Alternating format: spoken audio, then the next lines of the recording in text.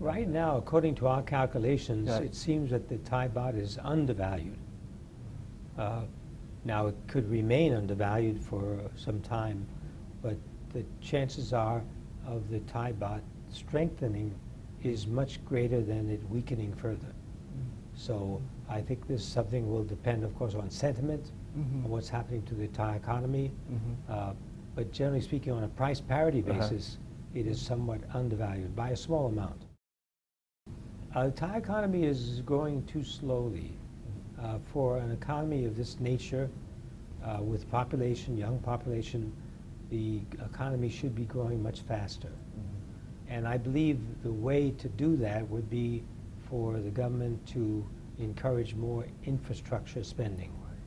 Roads, bridges, ports, power projects, etc. That would revitalize the economy, would include higher growth rates, and also would provide employment. So I think this is very important. And in order to do that, they not only can borrow at very low rates, because rates are very low, but also they should encourage partnership with the private sector to have more and more of this infrastructure in place. In terms of volatility, we're seeing volatility everywhere. I mean, and volatility over the last 20 years has not reduced, it's increasing. So we should not worry too much about volatility. It's really the basics. How can we get the growth accelerated?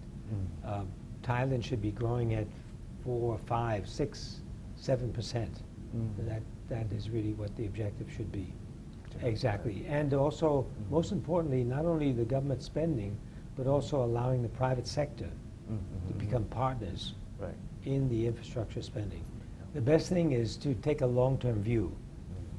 You know, it's always easy for us to say, of course, buy when prices are low and sell when they're high, but for most investors, it's very difficult to do that.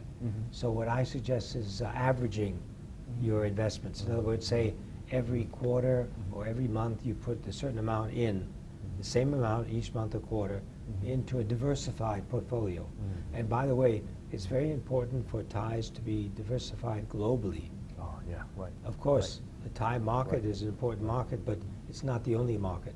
And the Thai market will not always be the best performing. So you have to be globally invested. And about the asset allocation, right? Exactly. And you prefer on stocks, bond?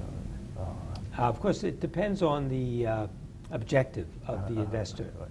For younger investors who can take a longer-term view, more equity. Equity would be best.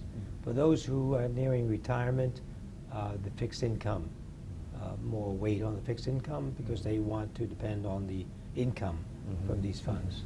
And what about the investment theme? I mean, for globally right now, like infrastructures in emerging markets or healthcare or what?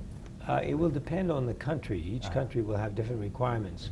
I would say overall, however, the impact of the internet and telecommunications is becoming greater and greater. So I would say a theme connected to the internet in some way is very important. Whether you're in retailing, whether you're in shipping, whether you're in medical care, pharmaceuticals, whatever the field may be, but the connection to the internet and the new economy is very, very important.